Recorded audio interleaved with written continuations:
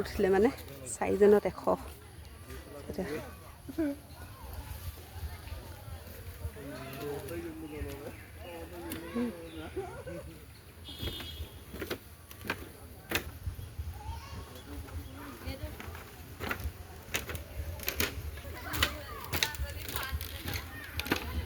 আন এটা বিহু আছে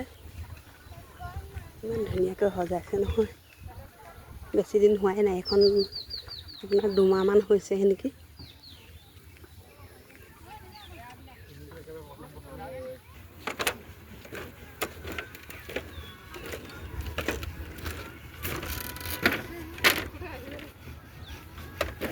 বনাই আছে কাম চলি আছে